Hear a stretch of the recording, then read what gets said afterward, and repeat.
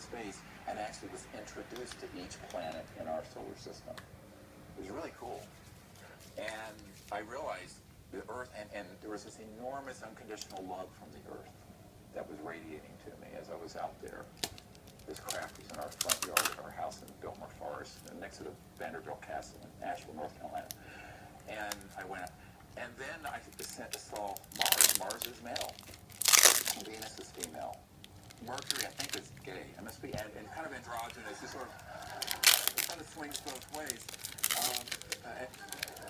And the Saturn. So I actually was introduced to each planet, and then I heard that within the planet, each planet, there was not only the consciousness but a sound. And it sounds corny, it's like the music of the spheres, which is real. And I could actually hear this pure tone coming from each planet. That was just, it was all these different tones. I'm not very musical. You don't want to hear me sing. That's tragic. And so, as I heard each one, then I became aware that every star was conscious and was a being and awake. And then each of them had a tone. And I went into a state of consciousness where every single standing wave tone from everything in the creation blended into one pure note, one tonality. It was beautiful. Beautiful. So, what I tell people about this is that the cosmos is inside your consciousness. Everything. Every level, every structure. And so, let yourself be there. And when you do, then you become this sort of the child of the cosmos, is free to journey. And it's beautiful. We have our bodies, we have our individualities, but we so limit ourselves by not understanding what's really inside us.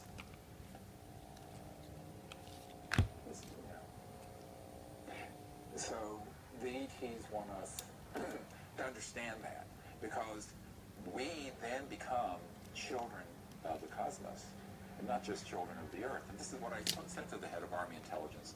I said, I belong to the cosmos, a family of cosmic beings. So you don't have any jurisdiction over me. And that's what I told him. Go away.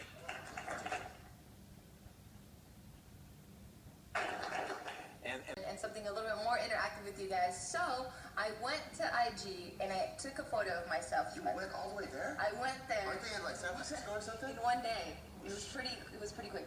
And there was a picture of me with my big belly exposed, and I said, hey guys, what bail stuff, like baby bail stuff, would you guys like to ask us so that we can answer in a YouTube video? Ta-da!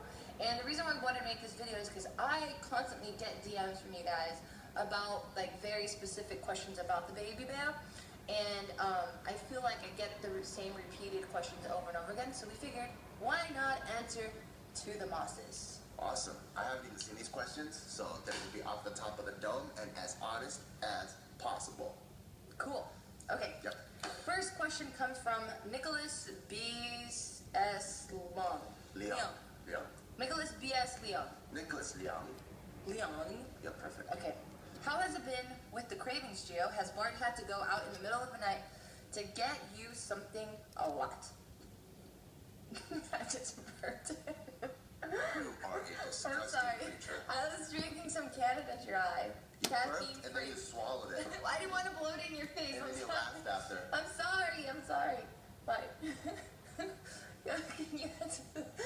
Okay, fine.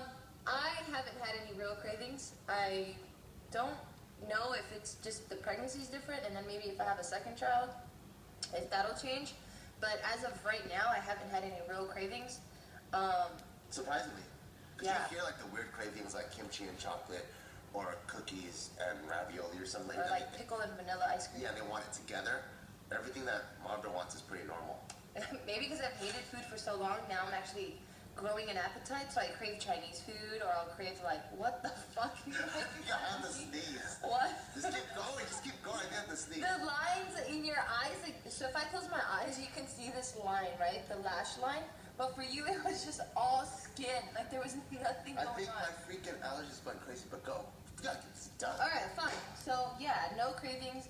Papa hasn't had to go anywhere for me for anything ever. Yeah. You actually You've been really know a decent amount about training in general, and I really agree with the Russian way of developing athletes. So what they like to do is at an early age, you put kids either in gymnastics or martial arts, something that's very body weight based, so you don't stress them out too much because their bones are still soft. I'm down for forming. gymnastics. And so you work on not only strength training a little bit, which is body weight, but also hand-eye coordination, muscle memory, agility, and pretty much everything having to do with body awareness. Then maybe when they get a little bit older, maybe when they're around 10, super body weight. I would let them touch weights, but only body weight. So for example, if they weigh 100 pounds, they're only going to touch 100 pounds. They're not going to be going for 200 or 300. Just because their bones are still developing. Yeah, and then you don't want their muscles to get too tight too fast. When they get a little bit older, then you start doing more sports-specific stuff. So that's how Russians develop athletes. Everyone in their sports academy, gymnastics, martial arts, all kinds of calisthenic stuff. And then slowly, if they develop you into a swimmer, you start weaning out the other things. Or if they develop you into a weightlifter, you start weaning out the other things. So I really agree with that method, that we become a very well-balanced athlete, and you kind of give them the most broad, diverse athletic education in the beginning. I'm not going to go against science and a proven method, so I'm 100% on board with that. Yeah, but also I'm going to keep in mind, what does the kid like to do? That's like just a straight up thing. So even if I give him gymnastics and he was like, hey, I want to get into basketball like at the age of 3, Yeah. let's do that. Yeah. Cool. I have that answer. I'm right with you. What the fuck is going on? Allergies being tenacious. You know, We don't know. This is my personal opinion, Yeah. but I think because of how first world we've become, and a lot of us of what we consider is normal, now if having 3 meals a day and having a home and having whatever is considered normal, psychologically, just science-wise, when you deplete that, it's easy to become sad, you know, because it's easier to get knocked down. Versus if you're already a starving child, if you take away like one beetle or something, they're not gonna care because they've just been through so much shit. So I want our kid to be. Shaila, I am not the expert on spotting investment scams, Hall. They say that smart investors always succeed. Anyway, since you are here, let me share 3 tips with you. On it. You had 7 plates on each side. 7 plates on it, you know, yeah. But That's something you did in training? yes, absolutely, yeah. So even a week before, I did it in the gym very, very easily. So we did it. Warm up? Yeah, all good. We did it, you know. It was all, photo shoot was done. Right. You know, it was all good. I was on the way out. Okay. And he calls me back. Right. He said, well, we would like to change the light, you know, one side to another. And the gym was open in the back. This wind kind of came in there, and he started to cool down a little bit. Right. But it was maybe 4 or 5 minutes past. He says, just give me 1, 2 reps, you know, we don't have to go through the whole thing So again. you went know. right back to the heavy weight. So, yeah, that's what happened, you know. We should have started over again. Right, You know, build up to it. build up to it again. But I thought, okay, it's just 1 or 2 reps. So I went down, took it out, and when I took it out, this was for some reason the heaviest weight I'd ever on my... You were exhausted. Yes, it was just totally different than, it was just like in a very morbid kind of, Yeah. like the devil sits on my shoulders. Right. You know, it was You knew a something totally was wrong, yeah. different feel than usual, you know. So I went down and I know exactly, I was in a 90-degree angle, and my left quad just separated. You felt it? The left one. I was like in slow motion. I knew exactly what happened, you know, just separated. Yeah. So the whole weight came to my right side, Right. and instead the safety rails not in it. Oh my God. Instead of getting up to the safety rails, Yeah. what would have happened with the safety rails? My left quad was still torn. It's not a big deal, you know. I would have been back in 5-6 months, you know, or even earlier. Yeah. But then the right leg started twisting around, and the patella snapped off, a lot of and you weight know, on there. yeah. Patella snapped off? Patella snapped off, and you know, I'm not so worried about the torn muscle. It's the tendons get involved, Yeah. and you know. So the doctor told me when they opened that knee, said, I'm doing this for more than 20 years. Yeah. I never seen it. It looked like a bomb exploded in your right knee. And he started explaining to me what he did. He said, I don't know. We did it holes, we put the tendons back and then Yeah. tied them up there, and we're gonna have to wait and see.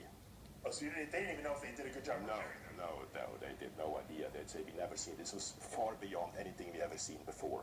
Yeah. So I started therapy And when you tear both quads, you can't walk, right? You're in a wheelchair. Because I tore one quad, and it was a pain in the ass. First of all, I had 10 weeks, I had my legs in a straight cast in the, could not even bend them. Right. Today, I'm sure they do it probably a little different. They probably started therapy earlier. Yeah. But I remember 10 weeks in or so, the doctor ran in and he was kind of checking out. He says, "Oh my God, you're going to start the bending therapy."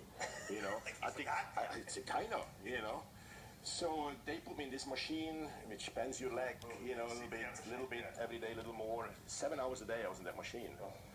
So he went kind of okay, but in therapy I noticed that things they expected from me on the right leg, I could never do. I can still not do today. Like a step. Okay. I always have to kind of push a little bit from the hip or the other leg, or So I knew this is a problem. So I go back to Reader's office, and I will not say how much, but he said, "Oh, we're gonna do a comeback. We're going to,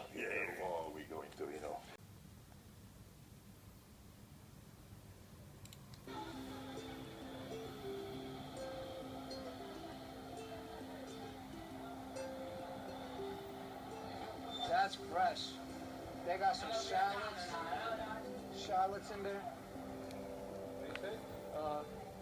He's crazy. Oh, this is Sifu. Your auto just gets really upset anytime you touch like anything on the school bus. So we're not gonna touch anything else on auto's school bus over here. Finesse.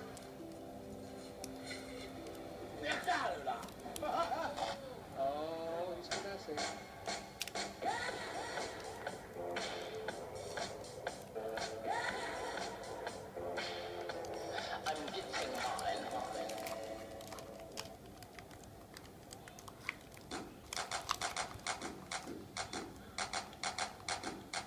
So you see the short, fat Chinaman. Clearly, I don't like to eat breakfast and get my metabolism going in the morning, but my man's here, Huckleberry Finn up in this bitch, was like, you got to have breakfast in Taiwan, right? Not on some IHOP shit, not some Waffle House shit. We about to go to the best soy milk joint, fresh house soy milk for that ass, right now. No photos, the God is here.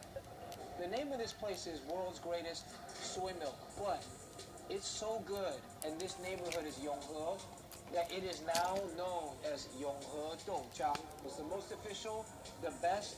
It's like Cali Kush, Yonghe Doujiang. These are staple items at a Taiwanese breakfast. So we got the whole spread, so you guys can see what's really good. This is what we came for, hot, sweet soy milk. You gotta see my eyes eating. This is mean. This soy milk is fucking mean. They're the only people that roast their soybeans before making the soy milk. They roast their soybeans like coffee. This is amazing. This is a beef in a soybean, which is like a pancake.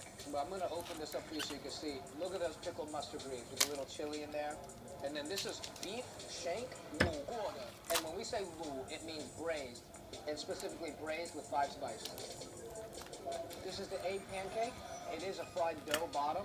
So it's like a Sicilian pizza, then topped with the egg. Like, this is just straight murder on a plate. It is so good. This is retarded. I wake up, eat this, drink this, pour hot water over your teapot. The reason he's getting it hot is because the clay will react to the heat. So that's the amount of tea that you would put into a pot like that, about 1/5. He poured in 100 degrees Celsius boiling water into the pot, then he let it sit like maybe 2 seconds and then dumped it off. So a lot of the things we do, whether it's cooking, whether it's drinking tea, you throw out the first. And you see how he's constantly seasoning his pots with the first that he's throwing out. He's pouring the tea over the pots, he's seasoning them. And he said overflow it with the 100 degrees Celsius water, push it down, and then let it hang out. Oh, 谢谢. And you see the color of it, it's like light golden color. 好，谢谢。很香哦。清香的茶叶。那一般早期来讲的话，都会做一个闻香杯，现在比较少。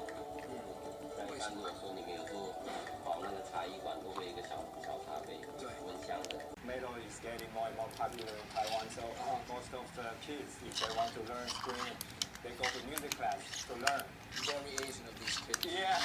So now today the first task for you is to learn one of the hit songs that most of the kids will learn. This is a hit motherfucking record here. This is a hit. Yeah, that's our right. Butterfly, something in the dark sky, fucking carry on from the throne. What's carry on? That's like extra energy 沙漠里面的植物，沙漠里面的植物，仙人掌啊那些的。Oh, okay, cool.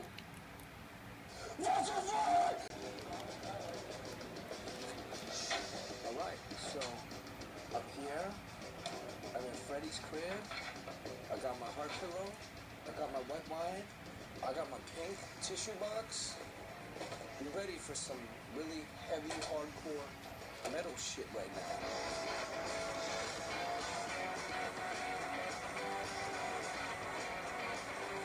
Enjoy. Have some Sauvignon Blanc. The makeup is like in metal culture. There are different kind of makeups in different countries. They are like Scandinavian. Are there always dudes putting it on you like this? With oink near my knee and this white wine and this heart pillow. This is not helping any Asian stereotypes right now. I might have just set us back like 10 years, like worse than William Huang.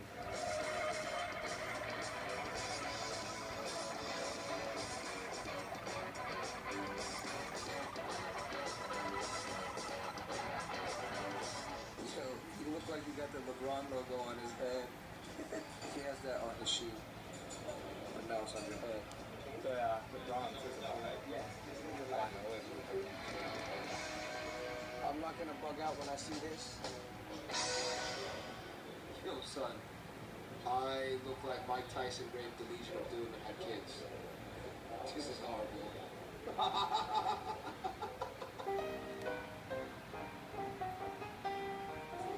Looks like the technique on the fish got a little fucked up.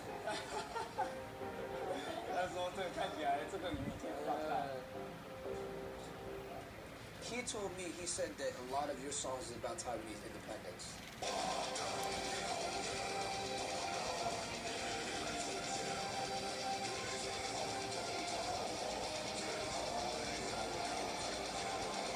Not really. I think it's so related to the history. Sometimes I don't really consider it should be called Taiwanese independence because we are independent. Yeah. So it's more like we should be normalized because we are not a member in the UN. We don't act like a normal state. Do you feel that it's a more symbolic thing or it's an actual, in practice, will change your life? On a day-to-day, like, realistic basis? Well, I'm just 你觉得 curious. 象征性的还是实际上会有影响？你干嘛？你觉得会有实际的影响？为什么？对，对。我们也不要战争，不要打架，对，不要打架。所以目前就是因为很多民众就是要维持现状，所以造成我们现在。他讲话的时候，我想他是有一点太年轻。比较希望台湾能够分开来。对，我知道很多台湾人也是一样想的，就是说我们在这里的生活对够好，不是只是够好，很好。其实中国大陆的人民过来这边，跟台湾人民其实都很好。对。他们来这边玩，我们过去那边玩，其实大家不会很讨厌他。对，不想。好，那我想到一个例子，例如说那个921大地震的时候，有人因为世界搞不清楚台湾是在干嘛的，所以中国他就设立了一个921大地震的捐款账号，所以很多人搞不清楚，就把所有的钱都捐到中国的921的捐款账号。就像 SARS。SARS 的时候，我们的你知道 SARS 吗 ？Yeah，SARS 的时候。I love SARS 没有啊，我的意思是 SARS 的时候，那个时候我们的消息 WHO 都没有第一个时间通知台湾，他都先通知中国。所以我的意思是，虽然我们是一个国家，我们不用缴税，不用。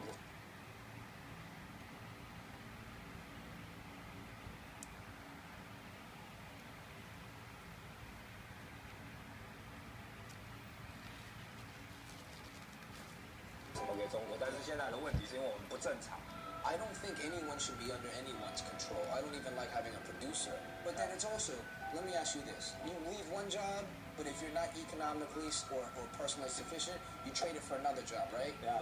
And you're constantly trading masters. Yeah. Do you think Taiwan can be independent on its own without China, without America, without Japan? You know, because, I mean, if you need America to get away from under China, then isn't that your new master? I don't know. I'm just asking a question. I really like him speaking all these kind of things with his makeup. Extra appropriate. Yeah. Just in the last 60 years, Chinese people have emigrated so many places. Taiwanese people have emigrated so many places. And the identities are very, very complicated. The political identities even more so. And just on this shoot, our fixers feel one way, Freddie feels one way, I'm kind of stuck in the middle. Just trying to represent both sides. It's very, very interesting how many angles there are to this topic. Brian, 你想我有 represent properly 吗？你有没有听到我讲的？听得好。最主要是把你的想法，我是觉得我建议就是可以的部分可以少一点，对，好不好？可以不要讲他讲的。每个人都有每个人想法，对，每个人都有每个人每个对信仰。So I just say. Face off. Okay. 如果是我的话，我觉得大家都是人，都是人类，都是亲兄弟，不要去分的。本来就不应该打仗吗？我一直在想的是生命的起源的问题，我们从哪里来？几乎所有的人都是在同一个地方来。就好像兄弟姐妹分散到各处，其实与其分散到各处，各自建立一个地方，大家如果是在情感上都合在一起，彼此是相爱的，不是很好。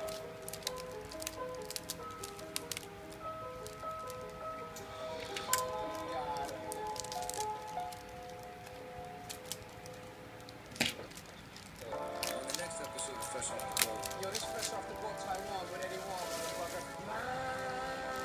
This is the single man cosplay fashion show. You're gonna see what the game's been missing.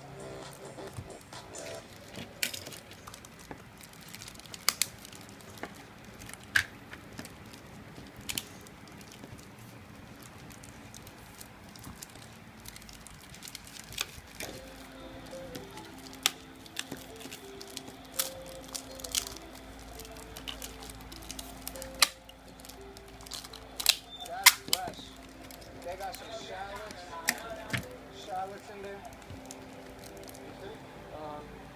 It's crazy. Oh, this is Sifu. Sorry. Your auto just gets really upset anytime you touch like anything on the school bus. So we're not gonna touch anything else on Auto's school bus over here. Fin up in this bitch was like, you got to have breakfast in Taiwan, right? Not on some IHOP shit, not some Waffle House shit. We about to go into the best soy milk joint. Fresh house soy milk for that ass right now. No photos, no photos. The God is here. The name of this place is World's Greatest Soy Milk. What? It's so good, and this neighborhood is Yonghe, that it is now known as Yonghe Doujang. It's the most official, the best. It's like Cali Kush, Yonghe Doujang. These are staple items at a Taiwanese breakfast. So we got the whole spread, so you guys can see what's really good. This is what we came for, hot, sweet soy milk. You gotta see my eyes eating. This is mean. This soy milk is fucking mean. They're the only people that roast their soybeans before making the soy milk. They roast their soybeans like coffee. This is amazing. This is a beef in a soybean, which is like a pancake. But I'm gonna open this up for you so you can see. Look at those pickled mustard greens with a little chili in there. And then this is beef shank lu guo de. And when we say lu, it means braised, and specifically braised with 5 spice. This is the egg pancake. It is a fried dough bottom, so it's like a Sicilian pizza. Then top with the egg, like this is just straight murder on a plate. It is so good. This is retarded. I wake up, eat this, drink this, I'll run 20 miles in soft sand and have a career longer than cannabis. This is mijang, and this is peanut and sticky rice breakfast soup. This is solbing youtiao. You have the fried cruller on the inside. It's the Taiwanese churro. Now I'm gonna dip this in here. This really complements the flavor of this solbing youtiao. It's a churro on the inside, a pancake on the outside, and it tastes like peanut butter and jelly. Like, un-motherfucking defeated. Oh, so good. They're so good. Peanut butter jelly time. Oh, pretty Indian. Pretty Indian. 吃了好good bro. 而且你吃东西，我觉得你吃东西你不加很多这个sauce，没有sauce，你吃的就是原味。我觉得这个是真的是厨师做的。我很高兴，你高兴，真的，因为我要 represent 你的菜，干净的味道，对不对？ Yo, why am I speaking Chinese today? You can make it look better without your fucking giant whack-a-mole bush. Remove it, and it's like, oh. I'm still really not gonna have very much fun, but he's a nice guy. See that Asian sausage? It's not big. It's pretty flavorful. This is now my favorite Taiwanese restaurant. You know why? It is a satire and a parody of all cuisines not Taiwanese or Chinese. What are they putting in the toilets? Japanese Indian curry, Italian food, German food. And they're like, yo, your food is such hot trash, non-Taiwanese, Chinese countries.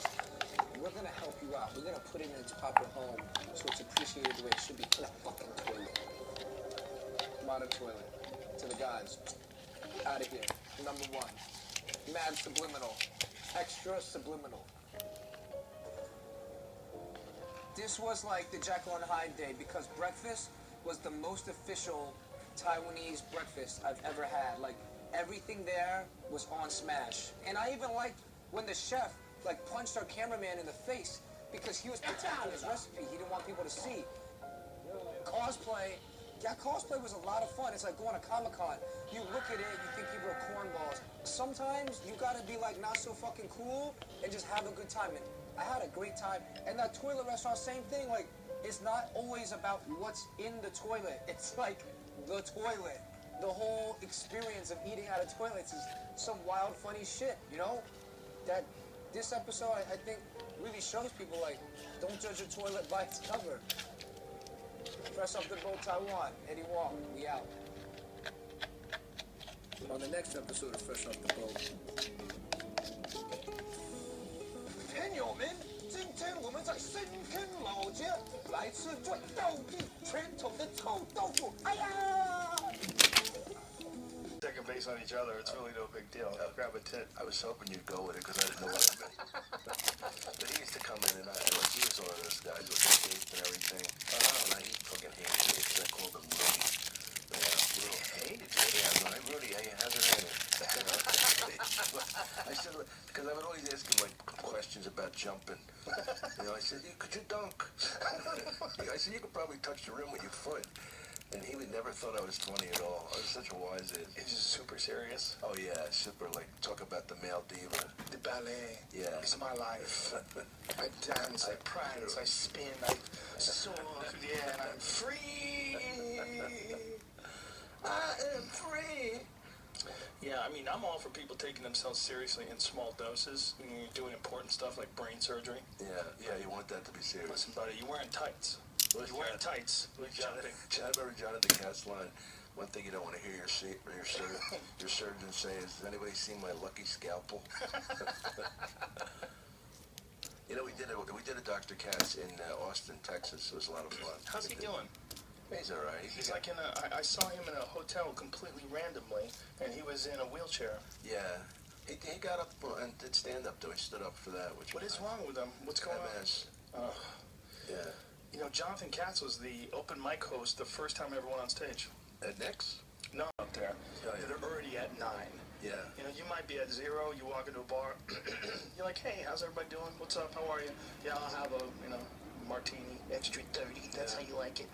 And then, for whatever reason, your elbow touches some guy, he spills his drink a little bit, whatever the fuck it was. I don't know what happened. I didn't see it. I mean, I was a good distance away in a crowded bar, but I just happened to look over as these guys were exchanging words, and I saw that guy bottle that guy in the face. I was like, whoa. Well, look, the whole bar mentality, the guys that will get in a fight because somebody bumps into them, you're going to get bumped into if you're in a crowd. Yeah, well, if someone bumps in, you know, they say sorry, and that's the end of it, no matter what happens. If you get fucking wet, it's like, nobody, the 99.9% of the time, nobody's meaning to do that. But the ability to bottle somebody in the face like that, I mean, that guy was scarred for life. There's no question about it. For nothing.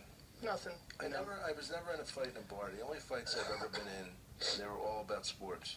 Before or after the other guy had caught the ball. That was a big dispute. No, Joe, it could be Scrabble. If your guys are feisty, they're feisty. Well, that's what's dumb about it, is like, there's nothing on the line here. There's nothing on the line. This is not professional. It's not even amateur. It's not organized. Nobody gives a shit if anybody wins or loses. Yeah. There's nothing that's worth it. My little cousin, who, thank God, he went to rehab. We're walking down the street. I was doing helium in Philly. You ever do a club? Love that club. Yeah. We're walking down, and these three kids are waiting for this homeless guy. He's in a sleeping bag to fall asleep because some people had laid money on him. So my cousin all of a sudden is going to be the hero, right? And they're all. And the guy said to me, he goes, "Listen, man, get your boy out of here, or I'll fucking murder him." And I'm sure he was holding a piece or something. You know what I mean? But like I said, for cousin, I don't understand. Well, they were waiting for the guy to fall asleep. They were betting on it? Oh, they were. No, just waiting for him to. You know, they were going to take the money that people had put on it.